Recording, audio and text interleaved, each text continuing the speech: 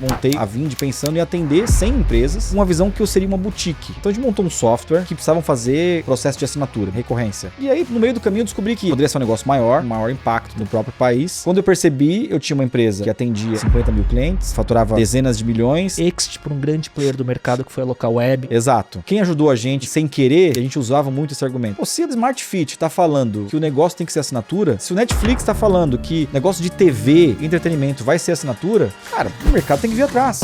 Rodrigo Dantas, cofundador da Vindi, uma das principais fintechs de pagamentos aqui no Brasil. Em 2020, ele fez a venda para a Localweb, um pagamento inicial de 180 milhões de reais. Em determinado momento, você começou também a investir em startups, né? Sim, eu comecei a me interessar por investimento anjo. Um salto de fé, você investir numa empresa que não tem produto. A Edwall não tinha produto quando eu investi, Conta Simples não tinha produto quando eu investi, o All Jobs não tinha produto quando eu investi. As pessoas, naquela época, falavam assim, você é louco. O cara não tem produto, não tem nem CNPJ, como é que você vai investir? E hoje, olhando onde que eu tive sucesso, eu me acho melhor investidor do que empreendedor. Você criou o Like a Boss, entrevistando todo o ecossistema de inovação, empreendedorismo e tecnologia do Brasil, e que se tornou uma referência, né? Eu era mais conhecido pelo Like a Boss do que como fundador da Vindi, né? Uma vez eu recebi uma ligação na Vindi e a pessoa falou assim, Rodrigo, tem um tal de Gereissati querendo falar com você. O cara ligou na Vindi, agradeceu de ter um podcast como aquele e falar, puta, eu ouço todos, um dia que eu estiver em São Paulo eu quero conhecer vocês. Gereissati do Iguatemi. Do Iguatemi. O Fred da Magalu ouvia todos os podcasts e mandava feedback. Cara, pra nós era um negócio assim, o que tá acontecendo aqui? E não era só grandes empresas, tipo Microsoft, Stefanini, não. A gente também trazia empreendedores que estavam na primeira jornada. Vitude, lá atrás. A Gup, cara, entrevistou a Gup, tinha 70 funcionários. Então você vê a história sendo contada por eles mesmos, né? Você vê, pô, que legal. A gente identificou que essa pessoa era um Like a Boss logo no início, sabe? O Rodrigo Dantas é investidor e empreendedor e foi cofundador e CEO da Vindi, fintech que transformou o mercado de pagamentos recorrentes, liderando a empresa por quase uma década até sua venda para a Localweb. Como investidor anjo, ele apostou em startups de sucesso como a Conta Simples, Gup e a Edwall, além de ter criado e apresentado o podcast Like a Boss, um dos primeiros do Brasil voltado para empreendedorismo e inovação. Conversamos sobre essa trajetória do zero ao exit, os aprendizados do período sabático após a venda da Vindi, seu novo momento como investidor e conselheiro de empresas e seu mais recente projeto, o The Next Brasil, criado para atrair investidores e empreendedores estrangeiros ao mercado brasileiro. Fala pessoal, esse episódio é um oferecimento da Remessa Online, a plataforma especializada em transferências internacionais, com as melhores e mais completas soluções em câmbio para pessoas e empresas. Com a Remessa, você pode enviar ou receber dinheiro do exterior, transferir para sua própria conta internacional, receber pagamentos e salários de empresas estrangeiras, e no meu caso, é por onde eu recebo a monetização do AdSense do YouTube, resultado do crescimento da audiência aqui do podcast. Se você também é criador de conteúdo, pode usar a Remessa para receber de várias plataformas, como Twitch, TikTok, Instagram e muito mais. E tem mais, se você vai viajar para o exterior, a conta e o cartão global da Remessa te garantem muito mais economias em compras, saques e pagamentos em mais de 175 países. É só criar sua conta global, pedir o cartão físico ou virtual e viajar tranquilo com 10% mais economia que com seu cartão de crédito.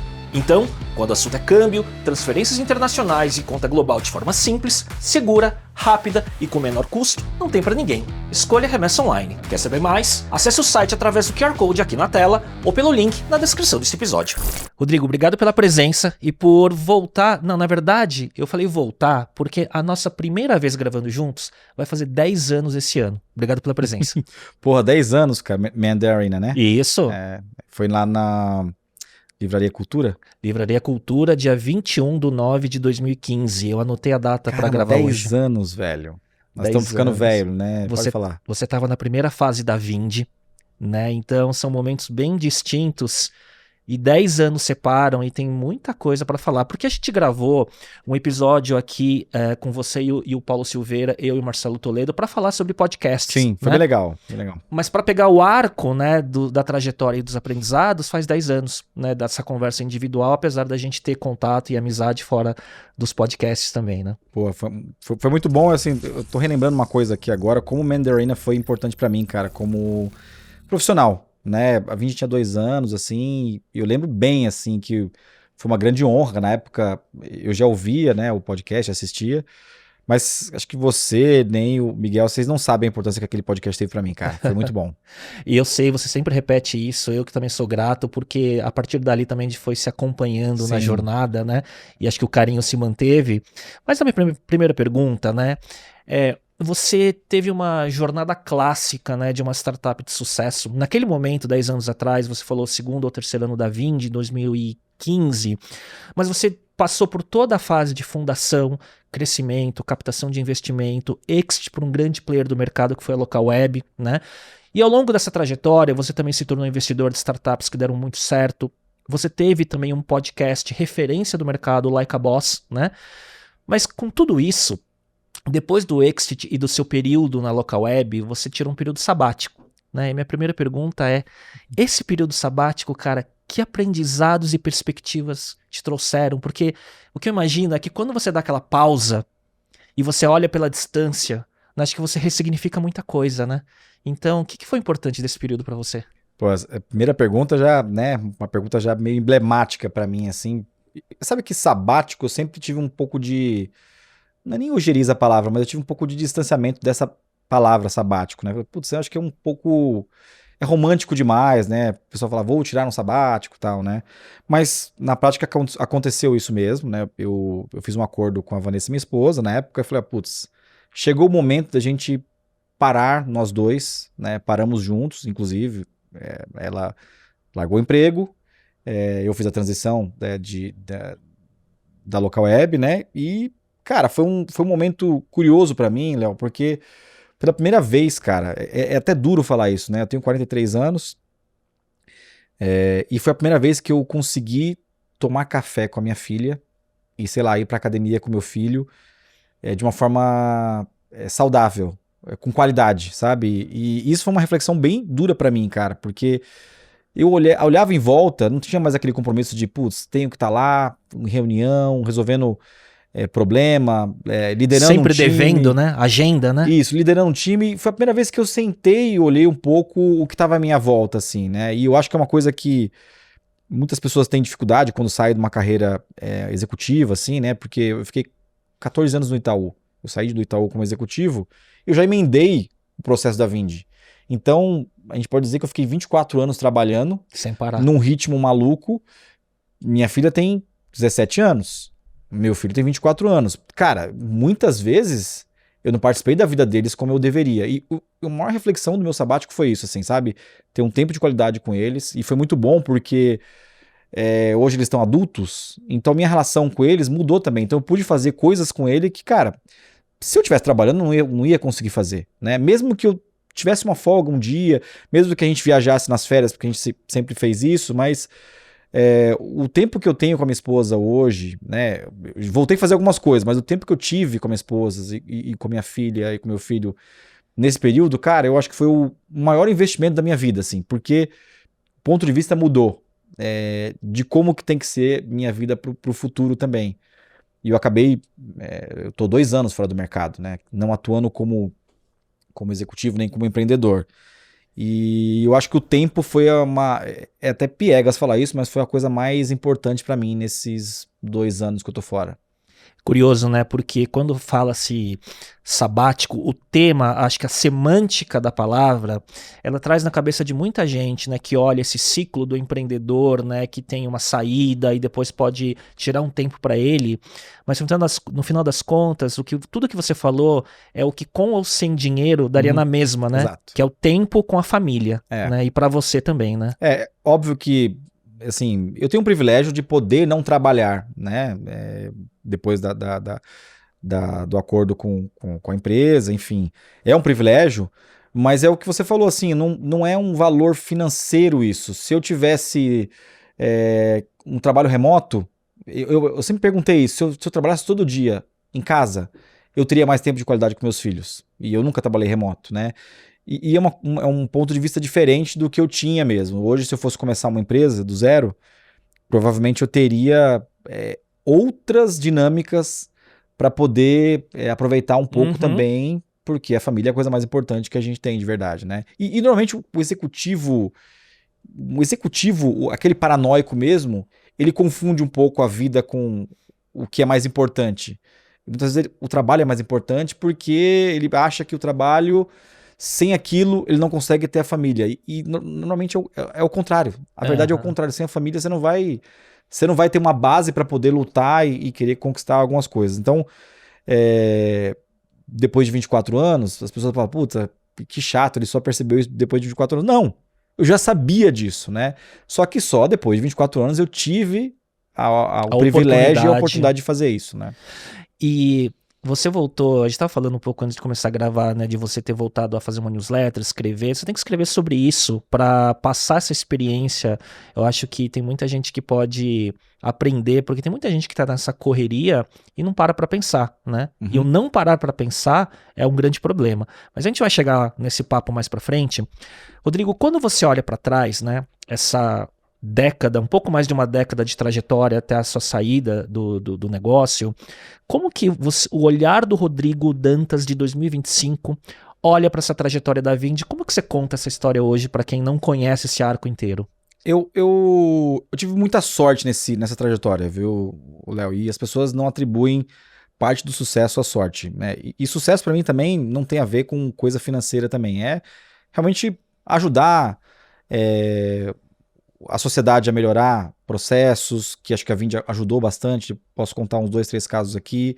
É fazer com que as pessoas também se desenvolvam dentro da empresa. Pô, no auge da Vindi a gente tinha 500 pessoas, né?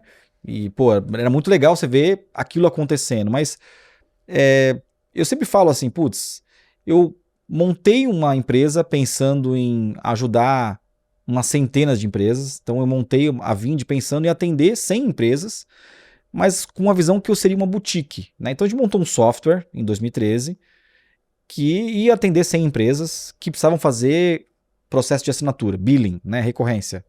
E aí, putz, no meio do caminho eu descobri que não era aquilo, que era um negócio que poderia ser um negócio maior e poderia ser um negócio com maior impacto também no próprio país.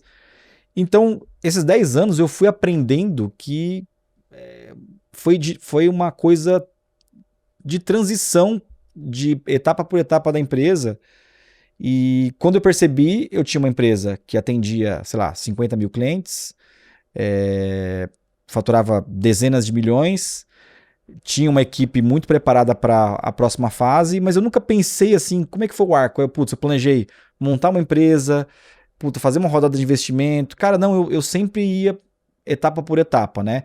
Eu tinha uma visão muito clara que era, o Brasil tem uma deficiência muito grande de gestão financeira, e foi aí que a gente atacava, e nós vamos bem aqui, na recorrência. Então, se eu olhar esse arco dos 10 anos aí, eu dormia e acordava pensando em ter clientes como o Sem Parar, a Smart Fit, o Serasa, a Empíricos, a Porto Seguro, porque eram clientes que eu sabia que dariam volume para a empresa se solidificar e continuar crescendo. Então, se eu olhar o arco, eu dormia pensando nesses cases, assim, sabe? Você pensava no problema que estava resolvendo e isso foi te levando cada vez mais longe e não pensando na cabeça de determinados empreendedores, e não é questão de certo ou errado, de não, eu vou começar a levantar uma rodada, crescer e tal, né? Você foi indo pelo problema e foi enxergando mais longe, né? Isso, e assim, quando você monta uma empresa de tecnologia, em algumas das etapas que eu passei, e eu vejo que eu tenho amigos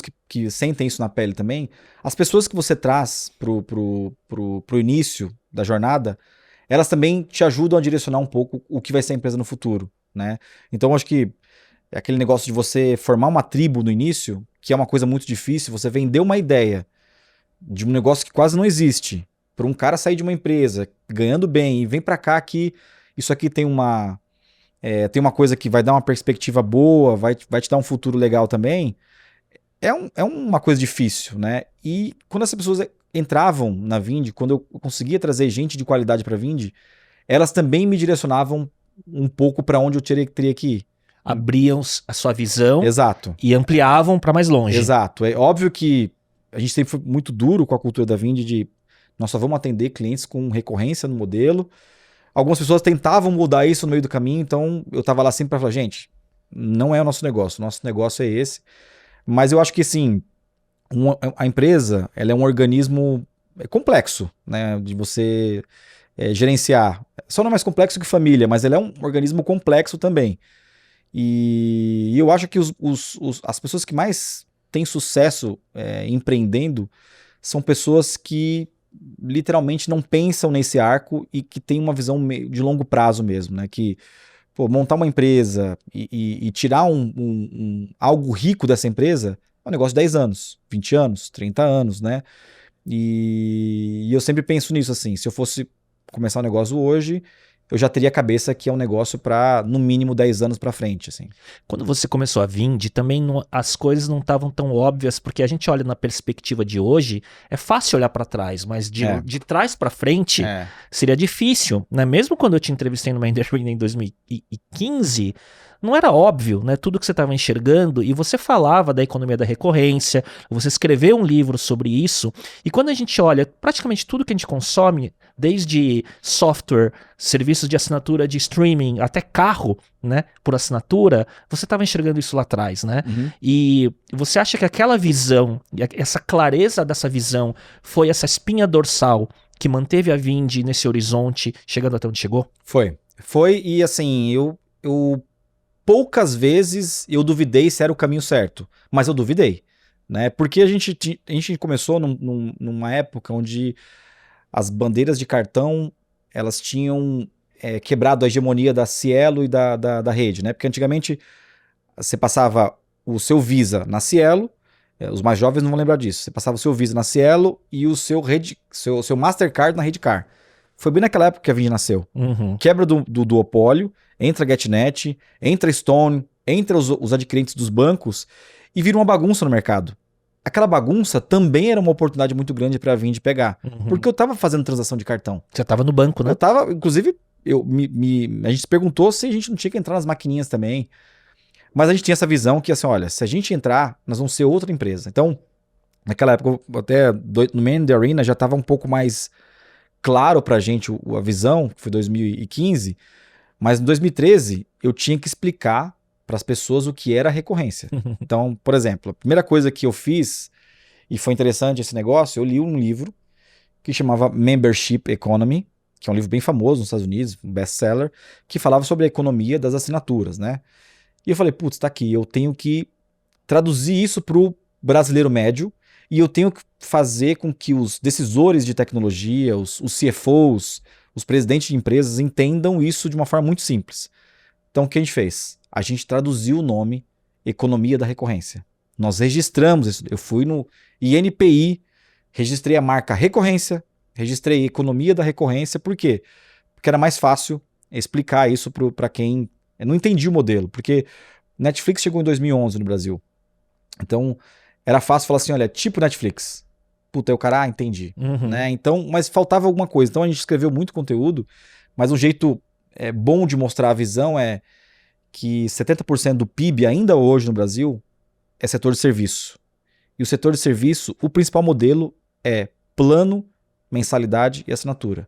É escola, é academia, é contabilidade, é condomínio. A parte mais rica do Brasil ainda está amparado por um modelo recorrente. Né? Hoje tem o advento do Pix, tem muita coisa nova acontecendo. Então, naquela época, a gente olhava isso, mas, gente, para que a gente vai pegar o setor de comércio agora? Vamos continuar no serviço, vamos continuar fazendo isso. E aí, cada empresa nova que a gente trazia, cada grande marca, era um sinal importante para a gente continuar. Mas, cara, eu tive muitas dúvidas, assim, putz, talvez não seja esse o caminho, talvez a gente tenha que entrar um pouco mais no RP, talvez a gente tenha que entrar um pouco mais na parte fiscal, fazer nota fiscal, que a gente comprou uma empresa de nota fiscal e acabou não dando tão certo, compramos outra empresa que também não deu certo, mas isso eram dúvidas que a gente tinha no caminho, só que, por isso que eu também falo que eu tive sorte, porque o mercado também me levou a seguir essa questão da recorrência, né? Então, até livro a gente escreveu para facilitar um pouco a comunicação. Fizeram evento. Fizemos evento, exatamente. E essa era uma estratégia para comunicar melhor com o mercado. E aí, quem ajudou a gente sem querer, e a gente usava muito esse argumento, Smart Fit ajudou muita gente. Se a Smart Fit está falando que o negócio tem que ser assinatura, cara, o mercado tem que vir atrás. Né? Se o Netflix está falando que negócio de TV e de entretenimento vai ser assinatura, o mercado tem que vir atrás, né? Então a gente usava muito esses argumentos. Olha, colocava no palco do evento a Smart Fit, colocava Netflix, colocava a Salesforce. Então a gente usava muito esses cases que compravam a nossa missão, né? Mas assim, eu lembro pelo menos uma dezena de eventos. Uma vez eu fui palestrar num evento da Thomson Reuters, né? E aí, um puta evento bonito, tal, com bastante C-level lá, e eu falava sobre que o software ia virar um negócio de assinatura, que não era e eu não tava inventando. Nos Estados Unidos já estava assim. Nossa, numa época que o software é o que chamam de on-premise, On-premise, né? então Que é vender assim, licença. Os vendedores e os caras de grandes softwares, eles queriam tirar na cabeça o contrato. E eu falava, gente, a Salesforce está comendo o mercado da Oracle, da IBM, Microsoft. da Microsoft, com esse modelo recorrente. E vai acontecer no Brasil. E eu via, cara, gente torcer o nariz. Era assim, era nítido. Isso estou falando de 2013, tá? E hoje, até o DocSign, que apoia vocês aqui, cara, foi outro argumento. Quando aquilo chegou no Brasil, eu falei, cara, assim, é um software por assinatura, puramente isso, né? Então a gente, no começo foi bem massivo, a gente tinha que falar muito sobre isso, muito, muito, muito. 2015 pegou e deu uma destravada, porque aí as empresas começavam a chamar a gente já para, eu tenho um problema de recorrência aqui, você pode me ajudar, tal, né? Então... E ter um discurso, né, central, uma visão clara e não ter aberto demais o leque, ajudou a você ser único no mercado e pegar essa atração. Sim, né? sim. Quando você fala de sorte, eu acho muito interessante isso, porque essa questão do timing, da tecnologia evoluindo ao mesmo tempo que o seu negócio crescia. Por quê? Porque a gente vê também o crescimento da nuvem, né, e de todos os serviços que permitem criar essa infraestrutura para que a recorrência, principalmente no mundo digital, aconteça, né? E daí, eu acho que eu falei algumas vezes aqui no podcast, tem uma palestra do Bill Gross da Idea Lab, né, de mais de 10 anos atrás no TED, num dos primeiros TEDs, que ele fala uma matriz que a incubadora dele fez, né, de mais de 150 empresas que tinham passado pela incubadora, quais eram os fatores de sucesso e de fracasso das principais empresas, né, que passaram por lá, e ele tabulou, e timing foi o fator número 1 de sucesso da maioria das empresas que passaram por lá. Era timing, time e execução. A ordem, acho que dos 3, se não me engano. Timing é importante, cara. Né? Então o timing, né, eu acho que, eu não sei se é sorte e timing andando junto. Isso. No seu caso, né? Eu acho que foi um pouco isso também, assim, e acho que o timing era excepcional tanto para a fundação da empresa, tanto para a trajetória no meio da Vind, tanto quanto para a venda também. Foi um timing assim excepcional, onde os múltiplos ainda estavam muito... Eu sempre falo isso com meu ex-sócio, né? Que a gente, sem querer, acertou os movimentos durante o tempo, né? É óbvio que teve uma leitura também do que ia acontecer, mas assim... Teve alguma competência também. Exato. Falou, puta, aqui parece que vai acontecer isso, então vamos agora, né? Então... Mas o timing... Eu também concordo com você, o timing é muito importante, cara. Rodrigo, você fez o arco todo, né? Levantou rodadas de capital e tudo mais, mas indo para esse lado do exit especificamente, né? Eu recebi aqui 2 anos atrás o Eric Santos e eu me senti muito honrado quando ele veio, porque acho que foi talvez o primeiro podcast pós-exit da RD, que ele veio e ele fez um Open the Kimono, ele abriu o kimono para falar coisas de como aconteceu o deal de venda para TOTUS, né? E como que estavam a concorrência entre outras empresas que queriam adquirir, quais eram as conversas dele com os sócios e com os investidores, né? Quais são os fatores, né, do M&A da venda que você falou, acertamos o time, os múltiplos estavam altos? O que era dos bastidores que você pode contar sobre esse processo? Isso é eu assisti o episódio do Eric, sou muito fã do Eric, né? Enfim, já participou dos nossos eventos também, a gente trocava muita figurinha no mercado também, né? Mas assim, tem um momento da jornada do empreendedor que ele tem que colocar na balança o que é mais importante para ele, e tem uma cortina de oportunidade. A gente abriu aquela cortina de oportunidade, a gente abriu uma concorrência. A LocalWeb era de longe a empresa que a gente mais admirava do ponto de vista de junção com a Vind também, e as pessoas estavam lá. Mas assim, a gente sempre se perguntava, putz, mas tá gostoso aqui, tá legal aqui, apesar dos problemas, né? Uma empresa que cresce de uma forma acelerada, ela vai desmontando coisas durante o caminho. Vai quebrando peças, e você fala, né? putz, isso aqui eu não vou conseguir resolver, né? A gente tinha uma questão muito forte de regulação, a gente tinha uma proximidade muito grande com o Banco Central, e 2 coisas sinalizavam pra gente que era o momento certo. Tá? Apesar de ter sido na pandemia, né, porque a gente fez um acordo durante a pandemia, né, e o interessante é que a gente negociou a venda da empresa durante a pandemia, tudo online, e nós nos encontramos com o pessoal da Locaweb 2 vezes, presencial, De máscara. correndo assim. risco e tal, mas, cara, não dava pra fazer um acordo sem apertar a mão, né, Mas 2 coisas chamaram muito atenção pra gente na época, né, primeiro, o advento do Pix. A gente participava muito a gente fez parte do fórum do grupo de trabalho do Pix, e a gente olhava o impacto do Pix na receita da Vindi, que era uma coisa que poderia ser atacada, e foi. Tanto dos bancos, quanto dos adquirentes, quanto das empresas financeiras de cartão. Tanto que o Pix deu uma varrida nas empresas que eram mais... Reconfigurou o mercado, né? Ele deu uma varrida, mas foi assim, cavalar, tá?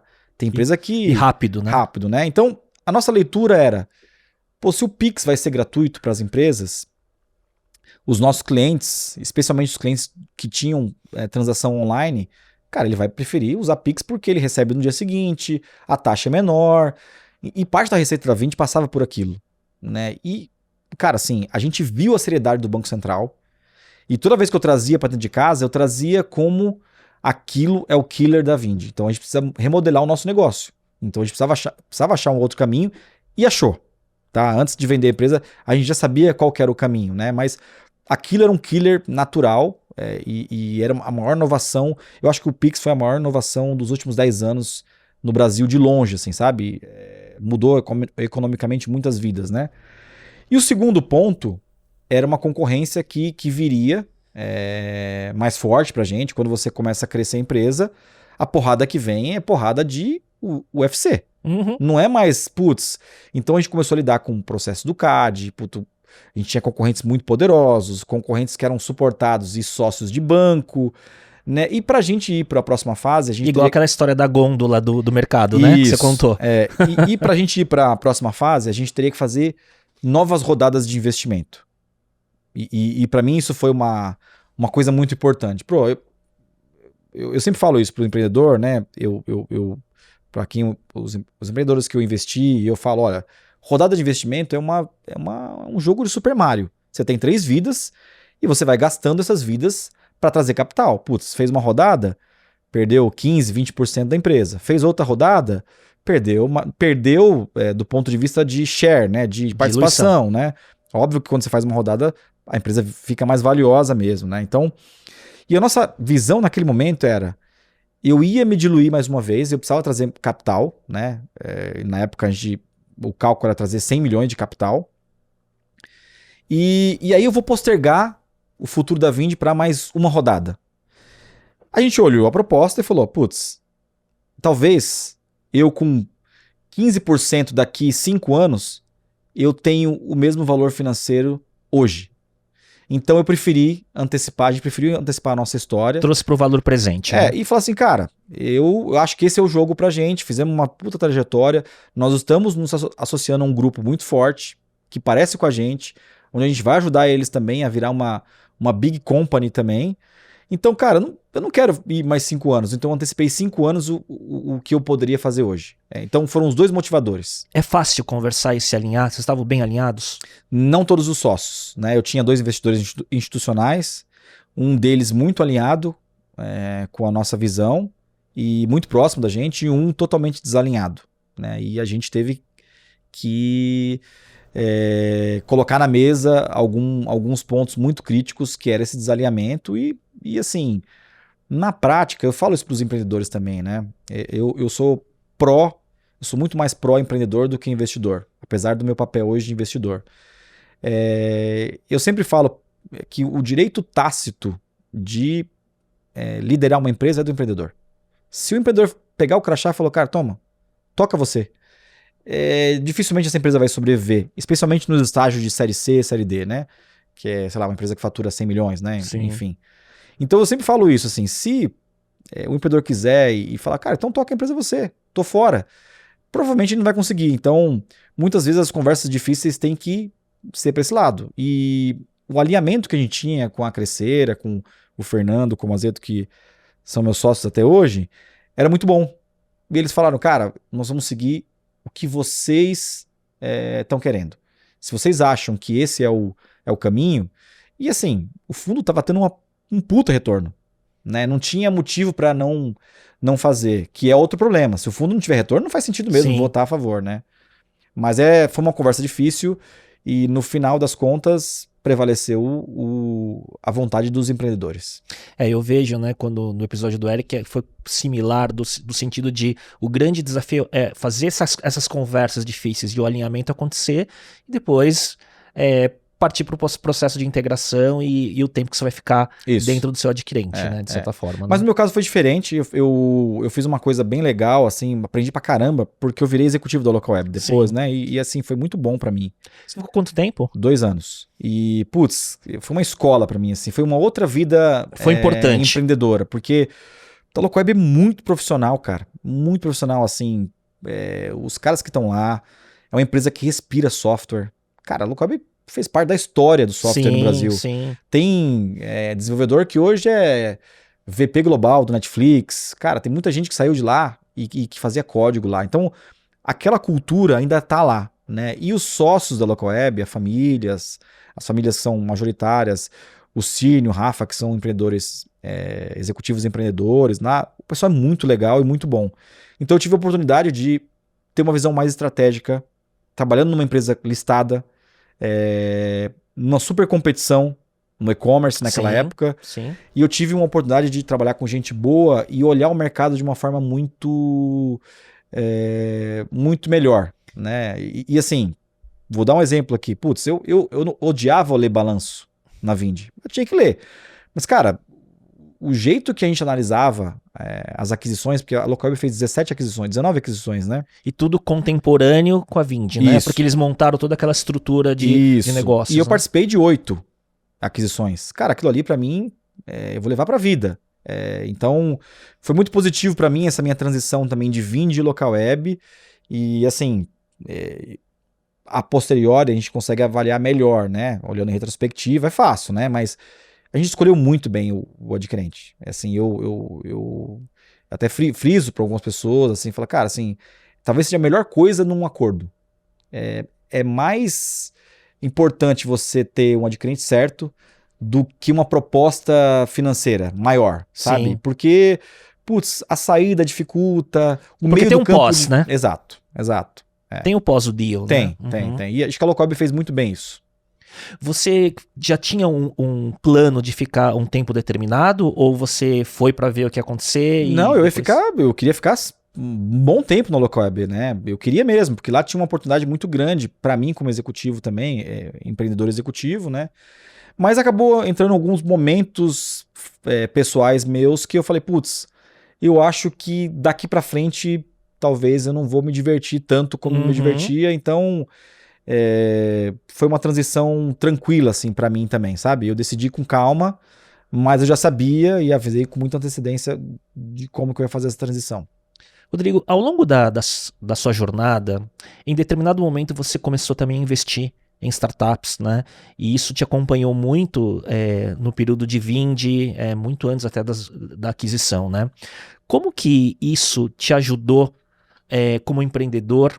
E como esse período da Local Web te ajuda também como investidor? Como que esses aprendizados foram se somando para te dar essa leitura ampla de mercado? Porque você, como investidor anjo, você tem uma taxa de sucesso, pelo menos ao meu ver, relativamente grande. Você investiu em muitas empresas que têm nomes grandes hoje no mercado e que deram certo, né?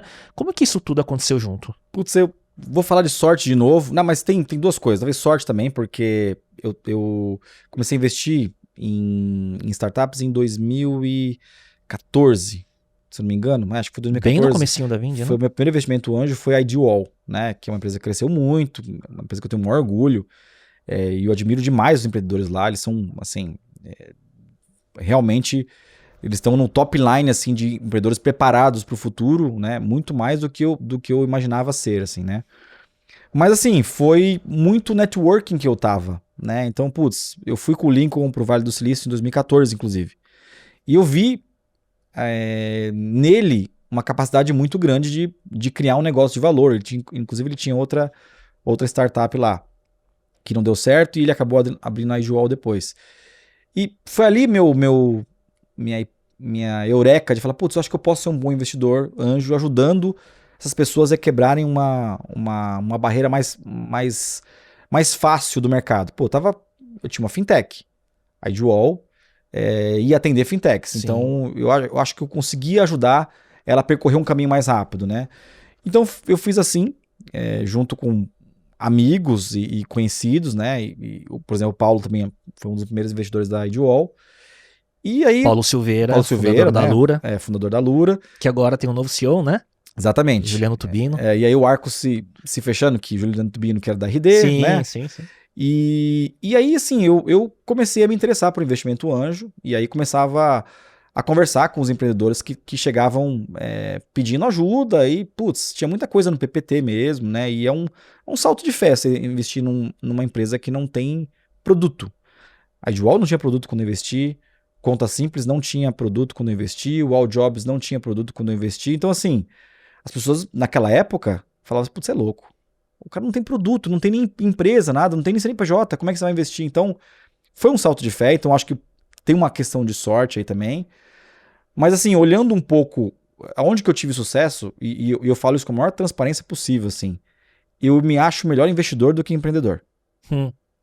Porque eu acho que eu tenho um valor como investidor que eu não conseguia fazer como empreendedor, né? Porque empreendedor você tá focado na empresa ali, então meu tempo de qualidade com algumas pessoas, com esses empreendedores, é maior hoje do que eu estava com a Vindi, né? E então... você acha que o valor que você agrega para o empreendedor, obviamente muito além do investimento financeiro, de olhar o desafio que o empreendedor tem e ajudar ele a destravar alguns obstáculos, você acha que esse valor agregado é o que você soma muito? Esse é o que talvez na primeira fase da empresa, a empresa precisava disso, né? E eu falo com alguns empreendedores que eu investi lá no início, eles não precisam mais de mim hoje. Cara, os caras são melhores que eu, né? O Tog, por exemplo, o Tog é um puta CEO.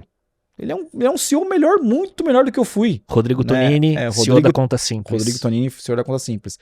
Então, assim, putz, o que eu posso ajudar ele hoje são em questões particulares. São em questões, talvez, de conflito que ele tenha com board, com sócios, conflitos familiares. Eu faço um pouco disso na Crescera também, e acho que esse é meu grande valor. No começo, putz, eu tava lá na Vindi, cara, eu tinha um evento de 1.000 pessoas. Eu pegava essas startups, colocava no palco e, cara, destravava um monte de coisa, né? Mas esses empreendedores, eles vão crescendo na curva também, eles vão ficando muito bons. Então tem alguns que eu não tenho skill para ajudar ele mais. Só que eu acho que hoje eu tô me especializando nisso, em ajudar as pessoas em conflitos que ela não pode compartilhar com o board, ela não pode compartilhar, talvez, com a esposa, ela não pode compartilhar... Não é a parte técnica da execução. Exato. É uma coisa muito mais holística, né? E eu acho que nisso talvez eu tenha uma boa...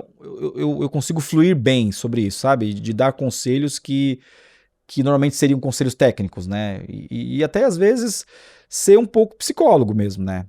E eu acho que eu tô me encontrando nesse modelo. Então...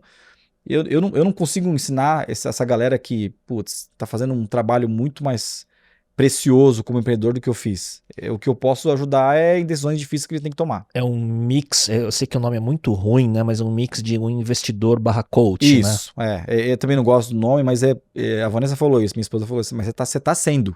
Né? E tem um livro aqui, ó, o $1 Trillion Coach. Sim. Né? Do coach que foi do Steve Jobs e de outros. Sim. E porque hoje, nessa jornada, puta, o que eu vou falar para um cara que fatura meio bi, que tem o mercado na mão? O que eu vou falar para esse cara? Eu não tenho mais skill técnico para... Talvez tenha em algumas coisas, né? Em fundamentos, talvez. Eu fuço muita coisa ainda, tal, mas... normalmente eles me procuram porque eu tenho talvez essa facilidade de deixar um pouco esse canal aberto, me procuram quando o problema é um pouco mais psicológico, assim, sabe?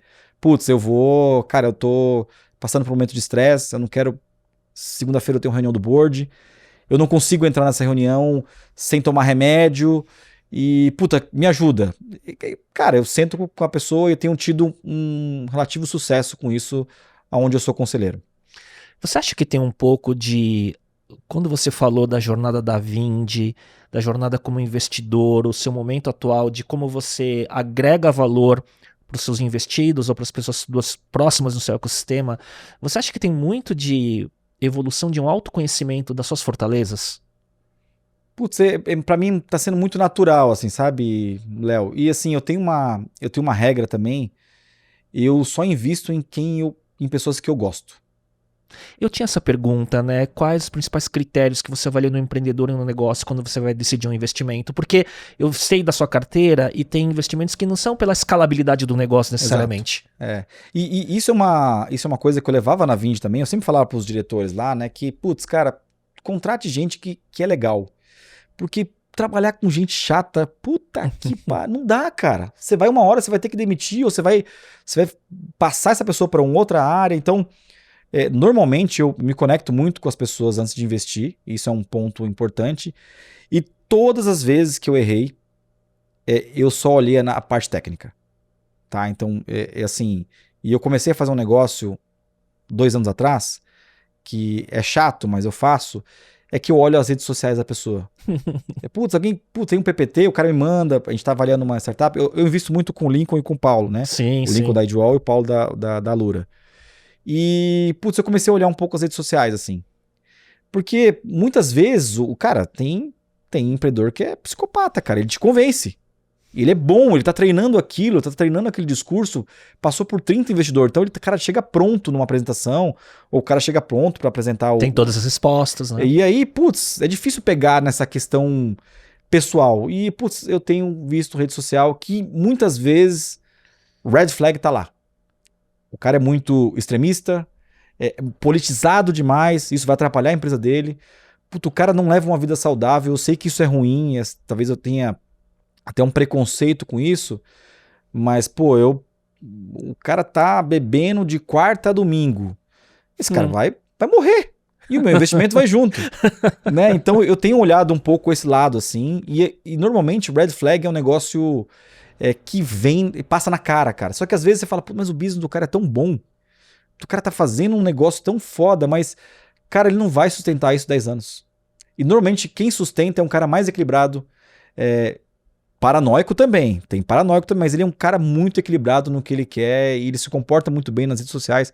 Não adianta hoje, cara, você ser um empreendedor se você não tiver um cuidado com rede social. Rede social é o primeiro cartão de visita que as pessoas olham, né? É empreendedor e profissional como um todo, Exato. Né? Os headhunters estão olhando para recrutar executivo, né? Exato. É que o empreendedor, na média, ele tem um ego um pouco maior e mais inflado, então ele acha que, dane-se. A empresa é minha, tô faturando pra caramba, então eu vou lá me posicionar, ou vou fazer...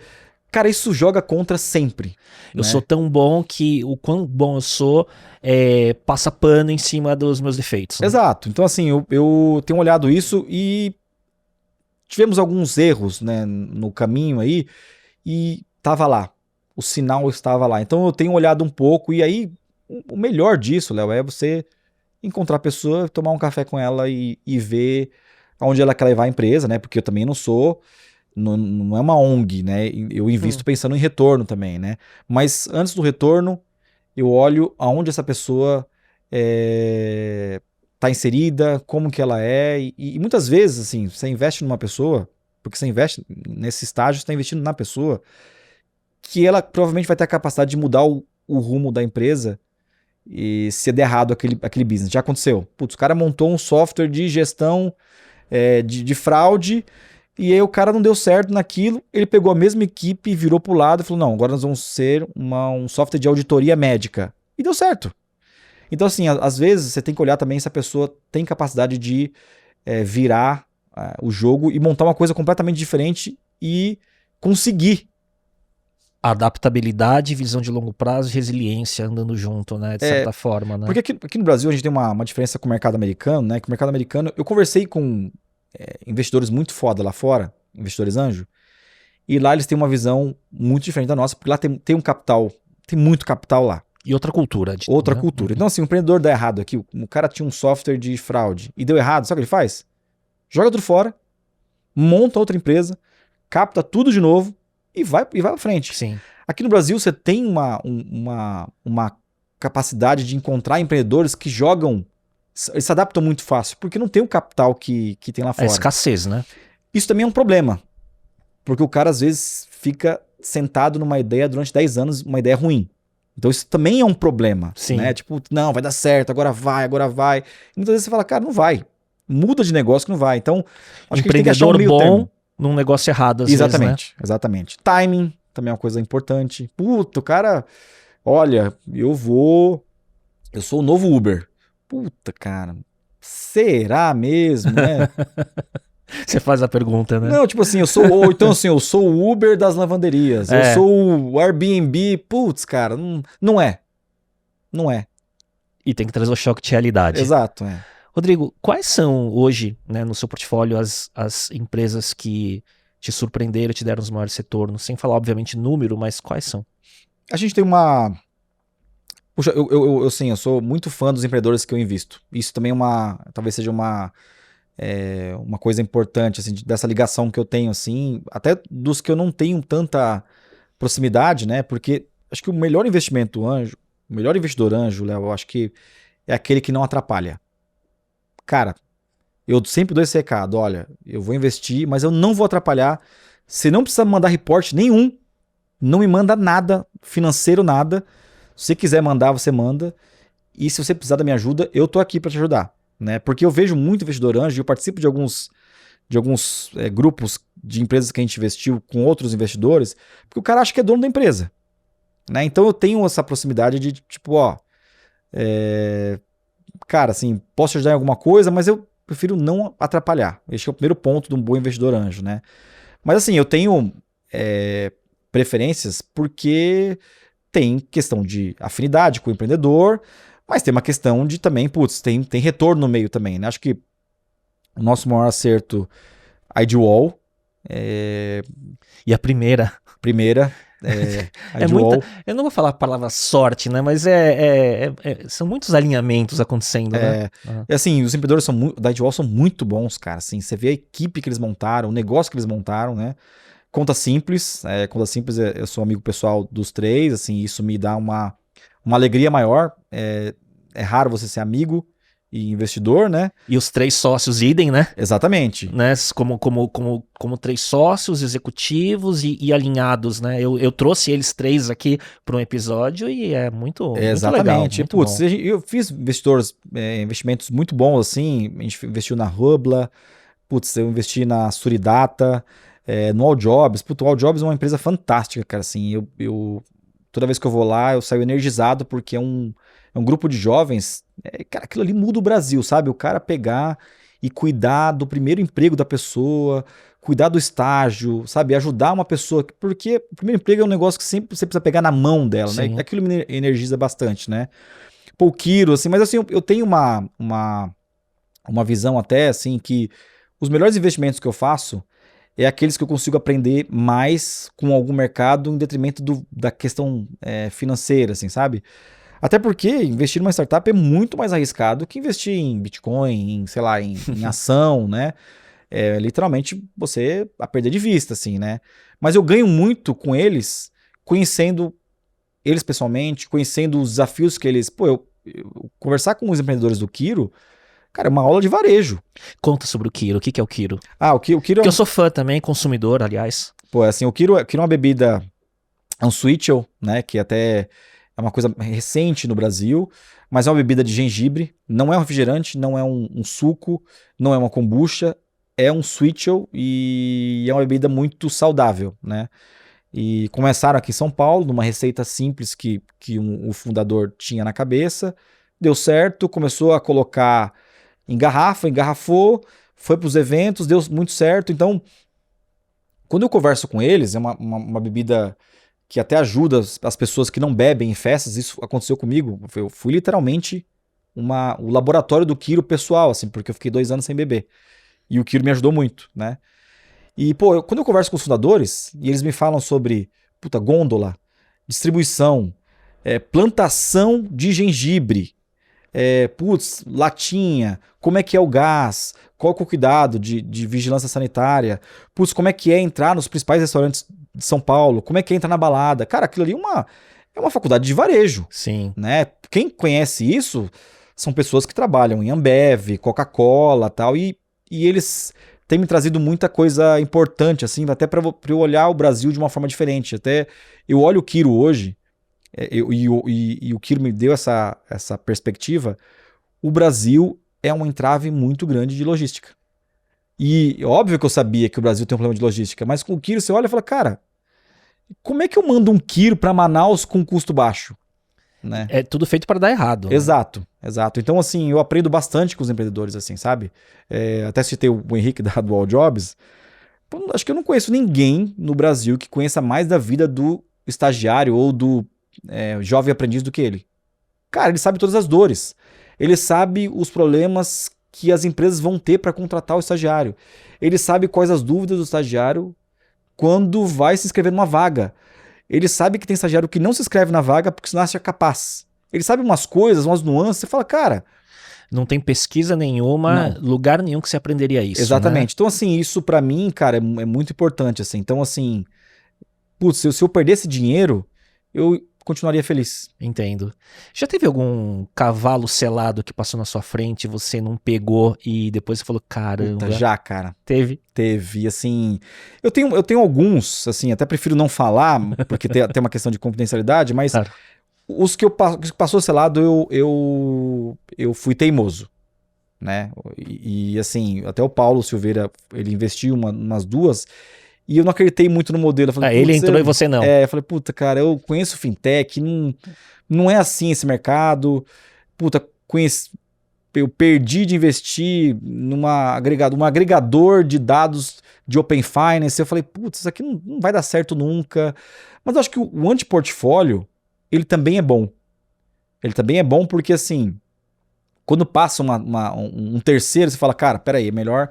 eu correr risco, aí é uma simetria, né? Sim. Eu vou correr risco mais aqui, porque se der certo é um negócio cavalar, assim, sabe? Você se auto-questiona numa primeira negativa. Sim. Será que eu não tô deixando passar de novo e por aí vai, Sim. né? E assim, esse negócio do antiportfólio, eu conversando com um amigo meu que também faz parte de outro conselho, ele me deu, cara, ele me ganhou no antiportfólio dele.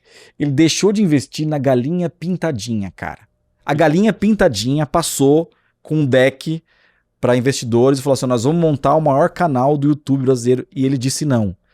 Cara, ele ganhou de mim. Falou, cara, parabéns, você ganhou de mim. Então, assim... Mas o que e aí uma dúvida, o que a galinha pintadinha precisa... Pra que precisava de investidor? Eu não sei o que é na época, mas esse caso é real e... Talvez para financiar a produção de conteúdo, né? Isso, só pode ser, né? Sim.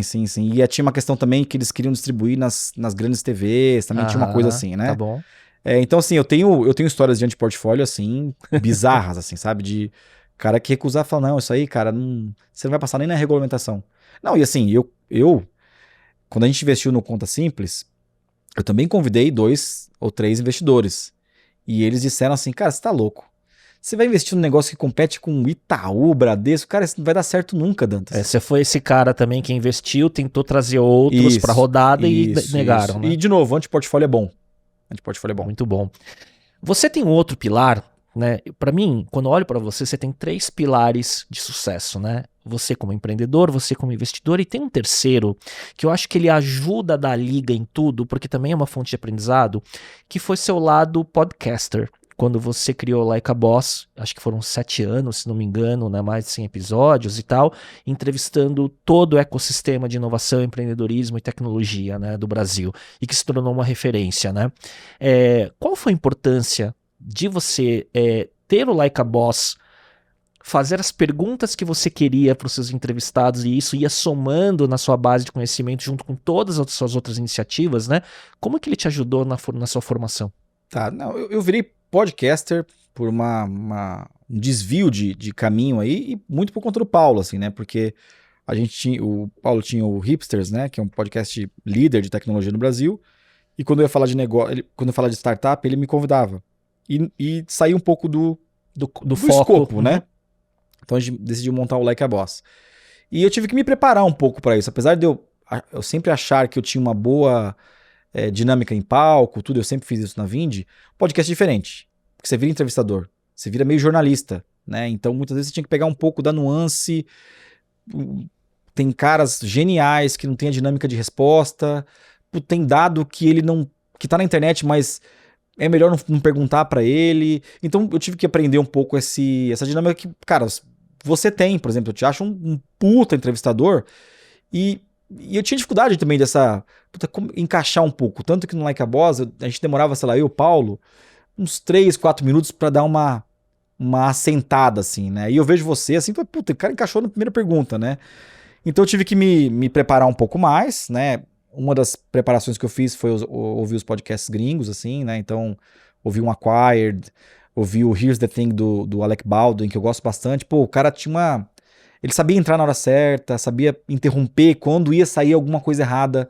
Quando o empreendedor ia falar uma coisa que não... Eu já sabia que ele ia para um caminho que ele ia ter que cortar, então você pumba.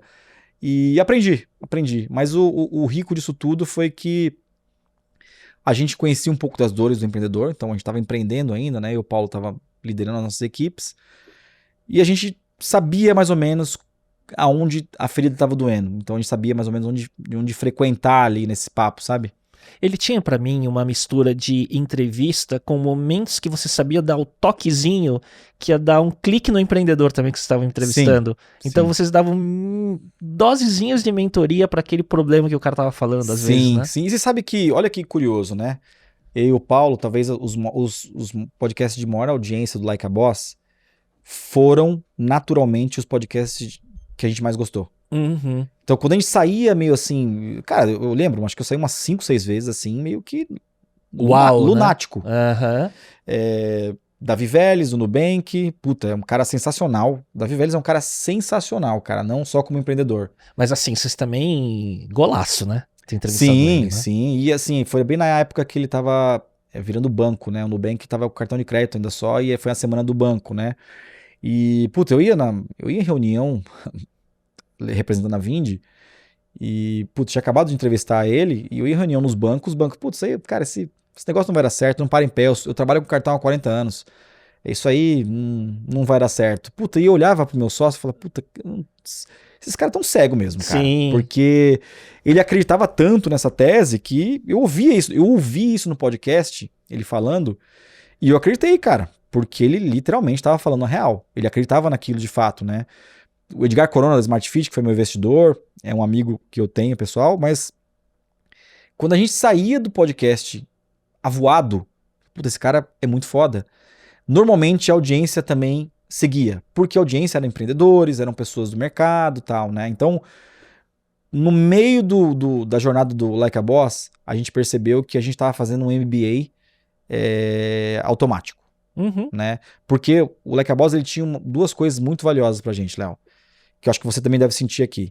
Meia hora antes e meia hora depois da gravação, eram os momentos mais valiosos para mim e pro Paulo. Porque meia hora antes, putz, você tá ali conversando com a pessoa, você já consegue até resolver alguma coisa, sabe? Ele te pergunta alguma coisa sobre a sua empresa e você vai trocando um pouco ali. É a conexão inicial. A conexão. E quebra-gelo. E a meia hora depois, a gente chegou, sei lá, a ficar 2 horas com outro entrevistado depois. Porque rolava um papo muito muito aberto e fluía bem, né? De troca, né? Então, assim, eu digo que foi um MBA que eu fiz.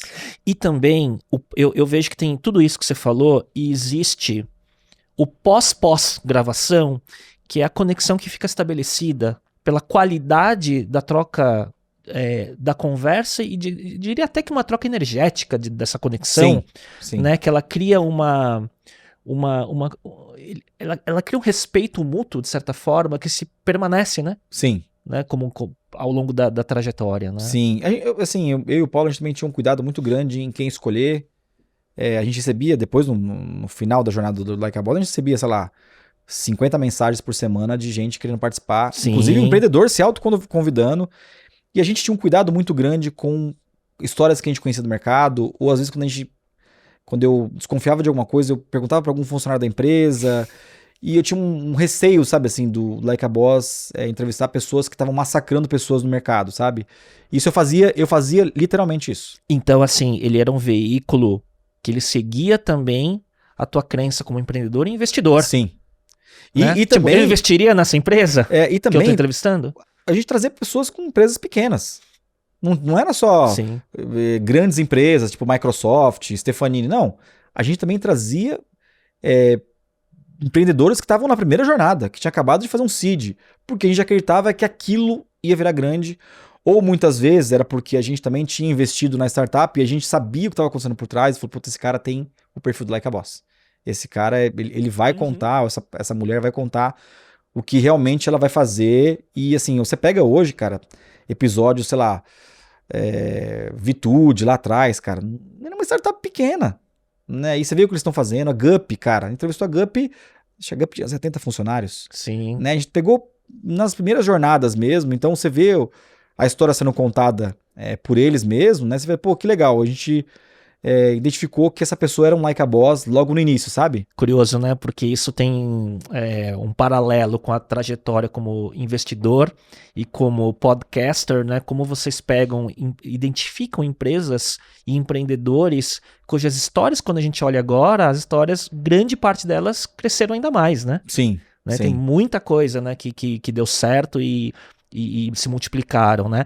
E eu vejo também, assim, esse ciclo todo, né, do Like a Boss, ele ganhou essa autoridade, mas a minha dúvida fica, né, o que fez decidir encerrar o ciclo?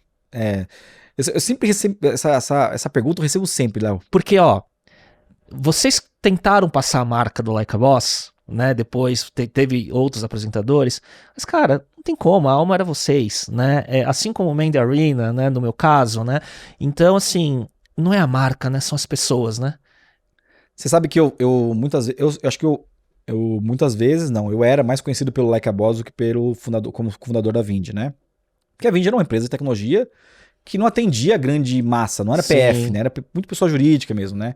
Mas o Like a Boss, muitas pessoas ouviam. E uma vez eu recebi uma ligação na Vind e a pessoa falou assim, Rodrigo, tem um tal de Gereissati querendo falar com você. O cara ligou na Vind e agradeceu de ter um podcast como aquele e falar, puta, eu ouço todos e assim, eu queria te falar, puta, no dia que eu estiver em São Paulo eu quero conhecer vocês. Gereissati do Iguatemi. Do Iguatemi. Puta, o Fred da Magalu ouvia todos os podcasts e mandava feedback. Cara, pra nós era um negócio assim, o que tá acontecendo aqui, né? E muitas vezes a gente foi tentado também a mudar o formato, aumentar o escopo. E o final dessa história de sair foi basicamente a minha saída da Vind também. O acordo que a gente fez lá em casa, eu e a Vanessa, falou, vamos parar com tudo. Né? Porque as pessoas que produzem podcast sabem o desafio que é produzir podcast, cuidar de agenda, pauta. Putz, cara, é um trampo isso aí. E não pode fazer no piloto automático. Você Exato. tem que ser intencional e você tem que estar afim. Você tem que estar presente lá mesmo. Muitas vezes, né, a gente tinha que dar um jeito, porque a gente gravava uma semana inteira, né? Então a gente pegava de segunda a sexta. Gravava a temporada. Gravava a temporada inteira, então era 3 episódios por dia, gravando num estúdio, todo mundo fechado. Então, pô, tinha semana que eu tava mal. Cara, assim, era um estresse também, né? E daquela semana difícil como empreendedor, né? Difícil virar chave, em rodada de investimento, putz, né? Então, aquilo era muito divertido pra mim, mas tinha momentos que também precisava do meu tempo lá. E, putz, como eu fiz um acordo, eu falei, putz, eu vou sair da Vind. Se eu não sair completamente, eu não vou me desligar do mercado como eu deveria, né? Pelo menos momentaneamente. Então, eu e o Paulo sentamos e, putz, cara, deu. Acho que tem uma história aqui. Se um dia eu voltar, putz, eu vou voltar com o coração mais aberto, mais tranquilo também para fazer um podcast de qualidade. Mas não foi uma decisão difícil pra mim, Sim. Sabe? Não foi mesmo. Foi uma decisão necessária que eu precisava. E foi muito bom, porque assim, pô, o pessoal da Lura é muito competente pra isso, o Adriano, o time lá, né? Mas aí eu sempre recebo isso, pô, cara, por que você não volta e tal, né? Dá saudades, viu? Dá saudades. Momento atual, Rodrigo, assim... Então, assim, você tava no sabático, né? E eu sou um assíduo acompanhante dos seus stories, né? Fazendo calistenia, fazenda de café... enfim, tocando guitarra, né? E aí você vem agora, você tem estado em conselho de empresas, né? Então, como que é essa reinvenção profissional? Como que você divide seu tempo hoje? E tem um projeto novo que é o The Next Brazil, né? Então, o que é esse projeto? E hoje, como que você equilibra tudo? Legal. Eu nesse ano passado, 2024, eu tava me readequando, até para me preparar um pouco para uma próxima fase também no mercado e tal. dediquei muito para conselhos, né? Sou conselheiro da Siteware, que é uma empresa de software de gestão bem importante em BH, né? Inclusive a Siteware é uma das precursoras lá do San Pedro Valley, né? Daquele movimento que teve em BH. Sou conselheiro da Crescera e do Criatec, que são 2 fundos de investimento, né? E essa minha nova fase também foi para não se desconectar com o mercado 100%, que eu acho que eu consigo contribuir parte do meu tempo que eu divido com a família, enfim, com os meus hobbies e outras atribuições que eu tenho. Eu consigo dar um pouco de tempo para os empreendedores para dar conselho, né? E conselho é um negócio difícil, viu, cara? Porque você vira meio palpiteiro, você fica é meio esquisito isso, né? Mas eu consegui encontrar uma dinâmica, né? Então, tenho me divertido também e eu tenho conhecido pessoas boas também nisso. Mas eu tava sentindo que era um pedaço da minha vida, é um pedaço do meu tempo que eu tenho diário, né? E há um ano atrás, um ano e pouco atrás, eu fui com os fundadores da iClinic, eu conheci uma cidade chamada Espírito Santo do Pinhal, né? E eles me convidaram para conhecer a cidade, eu fui conhecer o empreendimento deles, que é o Rancho Churrascada, e nesse empreendimento eu olhei a cidade, eu olhei o que estava acontecendo na cidade, e eu falei, caramba, eu nunca ouvi falar dessa cidade, e deu match assim, com o que eu imaginava também de vida futura, né? Que eu sempre quis fazer algo perto do agro, assim, né? Eu não tinha coragem ainda e não tinha tempo também, né? Eu morei 3 anos num sítio, né? Então eu ainda tenho bastante habilidade com flor e planta, né? Por incrível que pareça. Inclusive do jardim lá em casa, que eu tenho um jardim até razoavelmente grande no meu apartamento, quem cuida sou eu. E aí eu tive uma oportunidade grande de conhecer uma cidade que aconteceu uma coisa nessa cidade há 8 anos atrás que mudou completamente a dinâmica da cidade. Um empreendedor da Aura Minerals, que é uma empresa que tem capital aberto, uma mineradora capital aberto, ele criou uma vinícola que chama Guaspari lá, nessa cidade. E esse vinho Guaspari ganhou um prêmio internacional e ganhou mais outro prêmio internacional e foi ganhando prêmios e começou-se a produzir um vinho de qualidade na Guaspari. O que aconteceu nessa cidade? Quando foram a fundo pesquisar o que aconteceu, descobriram que tinham outros produtores de vinho que também produziam vinhos de qualidade há muito tempo. Só que eram vinícolas familiares, então não tinha um roteiro do vinho lá. E aí eu cheguei lá há um ano e meio atrás, vi que tinham 30 vinícolas em formação, uma cidade que ia pulsar através do turismo, só que era uma cidade que 90% do PIB é café, né? São produtores de café. E então eu consegui unir o útil ao agradável aí de ter uma propriedade lá, uma fazenda que estava desativada, de uma família italiana, bem tradicional na cidade. Usei o sobrenome da Vanessa Guaglianoni para me ajudar nessa empreitada. Storytelling. E a gente comprou uma fazenda desativada, muito por influência dos fundadores da iClinic, o Juliano, que é o sócio do Churrascada, o Felipe, que era o CEO da iClinic, e do Guilherme, que é irmão deles e também é fundador da Cardial, que é uma empresa que eu investi. E eu entrei sem muito saber o que fazer. Puta, eu vou comprar uma propriedade. E depois eu entendo o que eu vou fazer. E a gente decidiu que... eu comecei a olhar para o lado, muita vinícola em formação, e eu olhava para meus vizinhos, todo mundo ganhando dinheiro com café. Eu falei, cara, os caras estão aqui há 100 anos. Eu vou fazer o que eles estão fazendo. Então a gente decidiu fazer um laboratório experimental lá em Espírito Santo do Pinhal com café. E fizemos a primeira plantação agora em janeiro. E eu sempre digo isso, meu pai acompanhou essa plantação junto comigo, minha família plantou as primeiras mudas comigo lá, e eu aprendi mais em uma semana com os agricultores da cidade do que lendo, sei lá, 30 livros de filosofia. Eu aprendi mais sobre a vida aquela semana, colocando a mão na terra, ajudando os agricultores, esperando o tempo, porque a agricultura tem muito a ver com o clima, né, e tendo a paciência do momento certo, do que, sei lá, lendo filosofia, lendo sociologia, foi muito importante para mim. E você escreveu até um artigo curtinho sobre isso, né? Acho que a Ibora Coffee Farm, algo do tipo, e você fala exatamente sobre esses aprendizados, né? Isso, E assim, realmente o Brasil é um celeiro do mundo, assim, e agora entrando um pouco no dia a dia, porque na verdade eu não sou agricultor, né? Eu tô só administrando o empreendimento lá, que o Paulo também é meu sócio lá, que o Paulo também é um dos fanáticos por café, né? Mas assim, eu já tava meio colado no interior, né, de São Paulo. E eu sempre falo isso pras pessoas. Cara, o interior de São Paulo é a Suíça brasileira. O interior de São Paulo, cara, tem lugares que você não acredita. E eu rodei muito, eu fui mais de 100 cidades de São Paulo, né? Tem lugares que você fala, cara, eu não acredito que isso está a 100 quilômetros de São Paulo. E que não é falado, às vezes. E Espírito Santo do Pinhal, eu tenho levado muita família, amigos, né? Porque eu virei um embaixador aqui dos empreendedores. Os caras falam, o que você tá fazendo lá? Puta, vai na vinícola. Então, eu tenho levado bastante gente lá. Pode concorrer prefeito, talvez, né? Não, isso não. E aí, as pessoas chegam nas vinícolas lá, que realmente o pessoal tá jogando um nível do jogo, assim, tá muito Champions League, assim. O cara fala, cara, eu tô na Toscana. Eu tô em Provence. Porque tem ido um investimento muito forte pra lá. Então, grandes redes de hotéis, o Radisson tá querendo montar um hotel lá, comprou uma propriedade. As grandes produtoras de vinho argentino estão visitando Espírito Santo do Pinhal. Os grandes produtores de Portugal, da França, estão indo lá em Espírito Santo do Pinhal para tentar entender o que está acontecendo. E porque o terroir de Espírito Santo do Pinhal, que estava muito acostumado com o café, ele dá muito certo com o vinho. Então a amplitude térmica de Espírito Santo do Pinhal é muito favorável à produção de vinho de qualidade. Então, assim, quando é muito quente de manhã é muito quente, quando é frio de noite é muito frio. E aí com a dupla poda, a poda invertida da uva, cara, assim, você cai de costas na qualidade dos vinhos que estão sendo produzidos lá. De novo, você acertou o timing?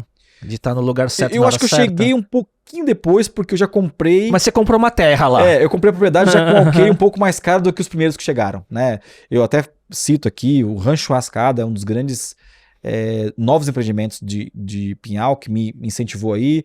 O Sérgio, que era ex-vice-presidente da Mastercard, ele montou uma vinícola lá que chama Meron. Cara, excepcional. A melhor vista de Espírito Santo do Pinhal. Putz, tem o Fernando da Pousada Alto dos Pinhais, que é um cara espetacular e um cara que tá surfando na onda do turismo. Fabrício, da Vinha Duarte. A Ana, da Lesmis Vinícola. Cara, é tudo gente de São Paulo indo para Espírito Santo do Pinhal empreender. Tem o Jason da Mirantos, que era do Google, comprou uma terra, usou a terra do sogro para fazer uma baita vinícola lá. Então você tem alguma coisa acontecendo ali, eu falei, putz, tem alguma coisa acontecendo aqui, dá para eu participar um pouquinho, me divertir um pouco e aprender um pouco sobre a cultura de café também. E você já tem planos de produção específicas, do tipo, eu quero criar uma marca, quero lançar, já tem isso? De novo, agora você fez a pergunta sobre a Vindi, de novo eu tenho feito essa reflexão, assim, eu não estou planejando uma marca no futuro. Primeiro eu preciso ver o pé de café a 1 metro de altura, porque o café, apesar do café tá caro, né, o preço do café saiu de 900 em 1 ano e meio, tá, 900 para 3 mil reais a saca do café. E aí tem muita especulação em cima do café também. Putz, vou fazer um café premium, vou fazer torrefação, vou vender cru. Então a gente tá indo por fases lá. Então o café ele precisa de muito cuidado na primeira fase. É igual bebê. É literalmente um bebê mesmo. Quando ele chegar em meio metro, aí a gente vai decidir mais ou menos o caminho que a gente vai tomar nele. Porque eu acho que a agricultura é um pouco mais complicado do que fazer software. E software também tem um problema de mão de obra. A agricultura também tem um problema de mão de obra. Então nós estamos tentando automatizar tudo, né? Tudo com máquinas, mas ainda precisa da ação humana.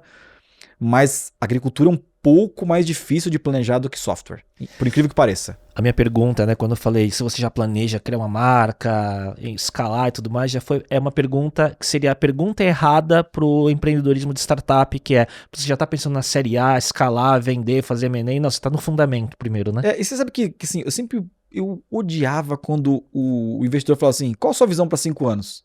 Puta que 5 anos, cara. E eu acho que isso tá caindo por terra, assim, sabe? Os investidores não estão querendo saber mais plano de 5 anos, eles querem saber do ano que vem. Como que você vai atingir tal marco, assim, sabe? E óbvio que eu tenho uma visão. Pro Espírito Santo do Pinhal, tem uma corrida do ouro para os vinhos e pro mercado de café, que é um mercado já muito estabilizado lá.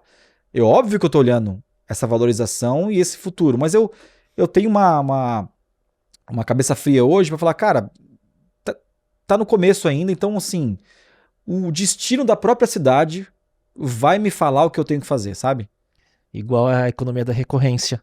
Ela foi te levando junto. Exato. Né? Você tá no lugar certo e você vai vivendo e vendo o próximo passo, né? E aí, putz, eu fui até em Espírito Santo do Pinhal, tava tomando um café com uma pessoa e aí Espírito Santo do Pinhal recebe muita Muita gente de fora do Brasil para comprar café, trading de café, é um negócio bem forte lá. E tinham 2 gringas do lado no café, e eu tava ouvindo a história, eu falei assim, desculpa interromper, vocês estão fazendo o que aqui? Porque eu tô vendo, vocês são britânicas, vocês estão em Espírito Santo. Aí ela explicou que ela veio para conhecer 2 fazendas, que elas estavam comprando uma quantidade grande de café de um fazendeiro e tal, né? Mas assim, e eu perguntei para ela qual que era a visão que ela tinha do Brasil. E normalmente os estrangeiros têm uma visão ruim do Brasil. Ou é uma visão que é um povo muito acolhedor, que é festeiro demais, mas o que sai de notícia no Brasil é escândalo político. Se você olhar o New York Times e jogar Brasil, você vai ver que lá, cara, assim, o hate ele dá muito mais clique. Então, eu tive uma ideia de montar uma newsletter, porque eu ainda sou muito procurado por gringo também para, pode tomar um café comigo e tal, né? Para explicar um pouco das forças que o Brasil tem. Pô, o Brasil, o maior celeiro do mundo, a gente alimenta o mundo.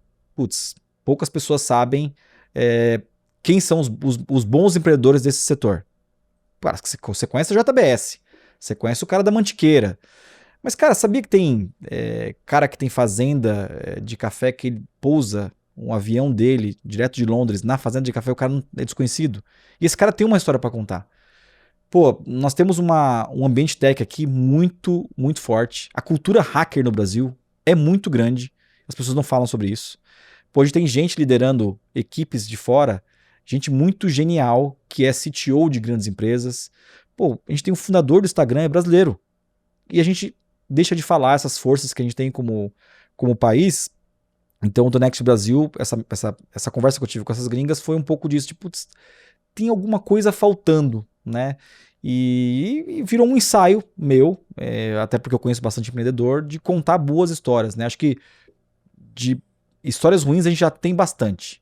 Então o The Next Brasil tem uma missão aí de contar boas histórias através de uma newsletter, de um portal, enfim.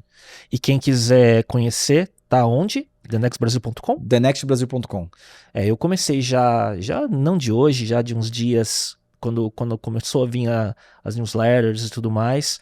Ele traz de volta um lado que eu era fã, que era o seu lado autor de artigos, né? Desde a época da Vindi, quando você falava sobre a economia da recorrência. Eu acho que você tem um talento com texto muito, muito grande, os textos muito engajante, e eu acho que vai dar bom, viu? Tô no teste, né? Como sempre, assim, eu tô testando qual que é o formato, mas o que é mais legal, Léo, assim, que eu tenho reconectado pessoas que eu já conhecia, e eu tenho uma parte da audiência do Next Brasil, realmente são pessoas querendo investir no Brasil, e não sabem como começar, assim, sabe? Então, tá sendo legal também essa troca. Quer dizer, através do conteúdo, né, provavelmente outras portas vão se abrir e conectar, né? Exatamente. Na verdade, é curioso isso, né? Esse é o MVP conteúdo. Né? Sim. Tem propósitos muito maiores do que isso, né? Através do conteúdo. Sim. Em algum momento dessa fase recente, te deu alguma coceirinha de voltar a empreender, fundar, liderar negócio como executivo e tudo mais? Deu. Assim, acho que é normal, né, pra quem fica fora, mas essa vontade, ela foi um piscar de olhos, assim, porque nos fundos que eu sou conselheiro, a gente tem muito contato com o empreendedor que está empreendendo, está investindo no próprio negócio, está querendo dinheiro, e muitas vezes eles citam anomalias no mercado que deveriam ser preenchidas por um software ou por uma tecnologia específica, né? E muitas vezes fala, puta, aqui tem uma oportunidade. Puta, aqui, se eu montar amanhã uma equipe, eu coloco no ar, 3 meses, tá rodando, já consigo já entender qual vai ser o caminho, né? Mas passa rápido, né? E eu tive, óbvio, propostas para ser esse level de 2 ou 3 empresas, e assim, não abrindo a porta, não fechando as portas, assim, eu conversei e falei, putz, não tô nesse momento, mas eu tenho uma pessoa que pode sentar nessa cadeira e que parece um pouco com o que vocês estão procurando, assim, sabe? Então vira quase um hunter, né? E sabe que o The Next Brasil tem um pouco dessa questão? Porque eu fui conselheiro do N26, né, o banco alemão, durante um ano, que foi uma experiência muito boa também. E muitas vezes recebia demandas assim, tem alguém que conhece de regulação, a gente precisa contratar alguém no Brasil que possa ser o nosso procurador no Brasil, assim, eu acho que pode ser essa ponte também, sabe? Assim, Curioso isso. Tem N possibilidades. Quais tendências você tá de olho, né, desse seu radar? Porque a partir do momento que você coloca a cabeça para fora, né, você tá com a The Next Brazil, que ela é transversal a mercados, né? Então é muito sobre ver as potencialidades do Brasil e as histórias para contar, né? Existem segmentos específicos fora o agro que você tá de olho também? Você continua olhando para o mercado financeiro, fintechs também? Sim, eu sou apaixonado por SaaS, né? Então eu olho bastante SaaS também. Inclusive tem uma recomendação aqui. O Bruno, ele tem não sei se você conhece a comunidade de micro SaaS no Brasil. Ele vem mês que vem ser entrevistado, dia 25 de março. Espetacular, cara, assim, aquilo ali ele tá fazendo um trabalho muito bom Bruno de conteúdo, E então eu olho bastante SaaS, olho fintech, apesar da fintech acho que ajustou um pouco as fintechs, né, saiu, as fintechs vão matar os bancos, né? No dia que o Roberto Setúbal fez uma palestra e colocou as fintechs brasileiras e saiu o logo da Vindi, cara, eu falei, caramba, né? Esse movimento tá acontecendo mesmo. Mas elas deram uma ajustada, né? Por conta da própria necessidade de capital que elas precisam ter, especialmente fintech de crédito. Mas eu olho sempre muito isso e assim, eu confesso que eu tava alheio a IA. Né, e eu comecei a testar um pouco agora, até com o The Next Brasil também. Eu tenho um ex-sócio que tá, assim, ele dorme e acorda fazendo testes nisso. O pessoal do All Jobs tem feito muita coisa, então eu tenho aprendido um pouco sobre IA e eu acho que realmente vai mudar o jeito que a gente trabalha nas empresas. Eu não acredito muito vai morrer o emprego, não é muito que eu acredito, mas eu acredito que nós vamos trabalhar de uma forma diferente. Então dúvida. Eu tenho olhado muito isso. Eu não vi nenhuma coisa no Brasil ainda que me chamasse os olhos. Sempre assim, tá embarcado IA em chat. É um robô que faz atendimento. Então agora tem um pouco também desse problema de tipo, tudo é IA. E aí IA fica mais sexy. Tem que tomar um cuidado com isso porque IA é outro tipo de coisa, assim, sabe? Mas eu acho que daqui pra frente a gente vê casos mais... Eu vi uma startup de drone voltada pro agro, que eles conseguem calcular a quantidade de pulverizador que passa nas lavouras, eles estão usando inteligência artificial e eu fiquei impactado com isso, assim, sabe? Então, eu gosto bastante dessas coisas que estão fora do radar, que não saem nos grandes portais e tal, e tem muita gente fazendo isso, cara. Muito bom. Rodrigo, reta final, eu tenho algumas curiosidades sobre o seu momento, né? Hoje, quais hábitos você incorporou na sua vida após esse início do período sabático que você não abre mais mão? Puxa, cara, assim, eu tenho uma coisa de manhã que, assim, mudou bastante minha vida e eu senti um pouco de falta nisso, que eu tenho algumas paixões na minha vida, mas uma das paixões é cachorro, né? E eu tenho um cachorro especial e, putz, pra mim, aquilo mudou completamente a minha rotina diária, assim, eu não converso com ele, vou com ele pra fora... no quintal, se eu não brinco um pouco com ele, meu dia não começa, isso tem sido bem, bem importante para mim. Eu me dediquei um pouco mais para fazer exercício, que é uma coisa que, agora que eu tenho mais tempo, eu tenho que me cuidar um pouco mais, assim, muito por conta da iniciativa da Vanessa, que é minha esposa também, né, é profissional de educação física, e eu consegui encontrar um esporte que eu simplesmente coloco o tênis e vou, que é a calistenia, né, e a calistenia é um esporte muito desafiador, né, porque ela exige uma força maior do que o normal, um equilíbrio maior do que o normal e uma vontade, de fato, maior que o normal, porque você fica com medo de cair, de bater a testa no chão, tal, né? Peso do corpo, né? Peso do corpo, tal, e muitas vezes você fica de ponta cabeça, tal, né?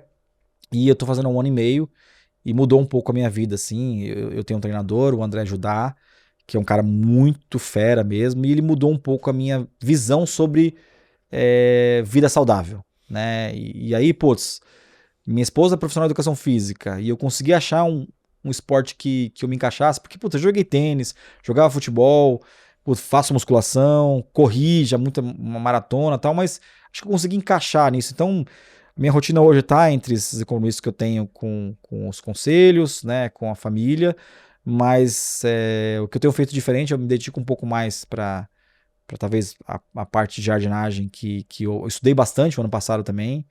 Errei bastante com flores exóticas, assim. E isso é muito legal. O maior aprendizado é que, cara, não tenta mudar o nativo brasileiro, né? E eu visitei alguns lugares que o cara tinha, sei lá, IP africano e tal, e sempre dá merda isso. E aprendi bastante ano passado, mas eu tenho uma rotina muito mais saudável que eu tinha como empreendedor. Quando você fala, né, dessa questão da jardinagem, quando você pesquisou essas viagens todas, de conhecer mais de 100 cidades no interior de São Paulo, tem muitas dessas investigações que você fez? Sim. E assim, tem uma coisa também, cara, que Porque cada hora que eu abria num dia os stories que você publicava alguma coisa, você estava num lugar diferente. Até um dia que tinha um evento da Insider, num coquetel um dia à noite. Aí, você tava numa fazenda, aí, né, de manhã, eu falei, pô, o cara não vai nesse evento hoje à noite. Aí você tava no evento, Não, né? eu falei pro Yuri, falei assim, eu vou no evento sim, cara. Aí eu fui, foi bem legal aquele evento, né? Eu lembro até hoje, eu tomei, acho que uns 3 Negronis, assim. E tinha Quiro lá. Saí bem, tinha Quiro. Tinha Quiro lá. E acho que uma coisa vai puxando a outra, assim, né? Porque você conhece um fazendeiro, você conhece uma pessoa que... E, putz, vai tal lugar, você conhece uma técnica, putz, vai ver irrigação, vai ver o plantio. E assim, uma das melhores coisas que aconteceu pra mim visitando o interior é que eu ganhei amigos novos, assim, né? Posso falar de novo aqui o Fernando, que é um produtor do Alto dos Pinhais, é um café excepcional. Puta, se tornou um amigo pessoal, cara. Eu aprendo muito com ele, eu gosto muito dele. E foi um cara que me ajudou bastante, assim, calma, vai. Sem pressa mesmo, né? E, putz, onde que eu encontraria essa pessoa? Só fuçando esses lugares, assim. Conheci lugares que eu moraria facilmente. Conheci lugares que eu daria dica para pessoas que... Então, se alguém me perguntar assim, pô, eu quero ir pro interior. Eu já sei mais ou menos o perfil da pessoa, eu já sabia que cidade seria indicada para ele, sabe? Porque eu realmente visitei muita fazenda, muita terra. Então, conheço até, putz, eu sei que ali tal cultivo não dá. Puta, ali do PIB é cana, ali é café, ali é soja. Isso me deu uma visão muito maior do que o Brasil pode oferecer, assim, sabe? Você, da mesma forma que você construiu todo um universo, um ecossistema de relacionamentos no mundo de tecnologia, inovação, você está criando isso agora no universo, né? Seja do agro, seja do lado mais físico, né? Da vida, de certa forma, né? E isso incorporou, né? E você sabe que eu até inclusive levei o Paulo e alguns amigos nessas fazendas, eu já tinha essa visão que os grandes produtores de qualquer insumo, eles eram tão preparados quanto CEOs de empresas que todo dia estão no valor econômico. E, cara, eu conheci gente melhor preparada, ou melhor CEO de fazenda do que alguns empreendedores que eu admirava. Eu falei, cara, esse cara aqui, normalmente, o bom agricultor, Léo, ele, se tiver uma guerra civil, esse cara está muito preparado para um movimento como esse. A gente está muito despreparado aqui, então a gente não conhece, a gente passaria fome, cara. E os skills que eu aprendi com essas pessoas, os caras estão 30 anos na lavoura, às vezes o cara não tem nem faculdade, não estudou, mas o cara, o que ele conhece de clima, de risco, porque o agricultor vive no risco. Sim. Ele planta para ver e tal. Tem que ter visão de longo prazo. E ele tem assim, eu conheci, assim, pelo menos uma dezena de grandes CEOs e pequenos CEOs nessas andanças que eu tive no interior. Cara, muito legal isso. 2 últimas perguntas. E a guitarra? Você, como um grande guitarrista, né, que por um tempo você ensaiou ter uma série de conteúdos que se interromperam, tá praticando? A guitarra é um hobby, né, cara? E assim, eu toco guitarra desde os 14 anos, assim, né? Eu tive o privilégio de aprender cedo, né? Porque eu sempre falo que instrumento, natação e língua, você tem que aprender cedo, quando você tem tempo, né? E, cara, eu passava o dia inteiro tocando violão, tocando guitarra, né? Aí você vai virando adulto e tal, então eu pego a guitarra de vez em quando, né? Mas quando eu pego, eu fico uma tarde tocando, assim, né? E pra mim é uma terapia, né? Tocar guitarra. E às vezes eu penso na guitarra como um instrumento de aprendizado também. Puta, eu falo, aquele guitarrista sei lá, do Tool, como é que tira esse riff, cara? E aí, putz, em vez de ir no YouTube, eu fico tentando tirar. Isso é bem legal porque melhora um pouco o meu aprendizado também com outras coisas, sabe? Qual a sua guitarra preferida atualmente da sua coleção? Puta, eu tenho guitarras, eu tenho uma coleção pequena de guitarra, né? Tenho 5 guitarras, né? E eu sempre vou tentando trocar elas, testando uma ou outra, mas eu tenho uma preferida que é uma Fender que eu tenho, cara. Uma Fender simples, assim. Porque não sei o que acontece com a Fender. Eu toco a Gibson, ela é pesada e tal, mas quando eu toco a Fender parece que encaixa, parece que eu tô vestindo uma meia, assim, sabe? É o brilho do som às vezes, é a madeira. E o jeito de segurar, assim, né? Então, se eu fosse um guitarrista famoso, meu sonho seria ser um guitarrista powered by Fender, sabe? Patrocinado, né? Sim, Com uma série especial, né? Com seu Sim, e nome. acho que tem um pouco também da minha preferência musical, né? O meu grande ídolo na guitarra é o David Gilmour. Sim. Eu sei tudo do David Chegou a ver Gilmour. ele já ao vivo? Não. Esse é meu problema, né? Mas assim, eu conheço tudo dele, eu conheço timbre, eu sei que música que é, e assim, ele é um dos maiores entusiastas de Fender, né? Ele tocou outras guitarras também, mas o maior solo da história, pra mim, é Comfortably Numb, e, cara, assim, foi feito numa Fender. Sim. Né? Então, tem um pouco da história também. Um dia a gente tem que tirar isso aí junto, hein? Caramba, pô, fazer esse solo, tá doido, cara. E pra fechar, assim, quais são as principais pautas, assim, do que você quer fazer em 2025? Em 2025 eu tô deixando a vida me levar, assim. Uma das coisas que eu tenho investido um pouco de tempo em 2025, já era um pouco da minha paixão, é estudar um pouco sobre vinho. Tem a ver com o Espírito Santo do Pinhal também, mas eu aprendi bastante, assim, com pessoas que entendem muito mais que eu. Então, investi um bom tempo esse começo do ano olhando o vinho como um negócio também. Existe um negócio no vinho no Brasil que é impressionante, né? Por incrível que pareça, tem um mercado paralelo de vinho que dá muita grana, né? Não é à toa que grandes e-commerce começaram a investir nisso. E eu comecei a comprar vinho e entender um pouco mais aonde vai o mercado de vinho. Então tem até fundos de investimento lá fora que são amparados na cotação do vinho, e foi o meu novo hobby aí para entender isso aí. Muito bom, muito bom. Rodrigo, eu queria agradecer, assim, daria para falar muito mais sobre vários assuntos, mas acho que deu para tirar uma fotografia. Eu queria muito ver essa fotografia de novo, né, a semântica, o pós-sabático, né? e quais eram os grandes projetos e os sonhos atuais, mas cara, de verdade, eu admiro muito a transição e essa busca por essa busca do equilíbrio, de certa forma, né? Desse momento da sua vida. E obrigado por dedicar um pouco do seu tempo aqui hoje. Pô, eu agradeço. E assim, eu até falei pra você aqui, né, em off, assim, o Léo, Man in the Arena, e todas as vezes que eu vim aqui falar com você, eu mudei um pouco, né, porque você é um ótimo entrevistador. Mas eu falei pra você aqui antes, assim, que uma das grandes coisas que eu pensei depois de sair da Vindy é que eu poderia ser outra pessoa depois de uma carreira executiva, né? E eu acho que eu sou muito novo e eu posso ser outra pessoa daqui a 10 anos também. Muito obrigado aí. Obrigado, Rodrigo. Então, daqui 10... 2015, 2025, 2035.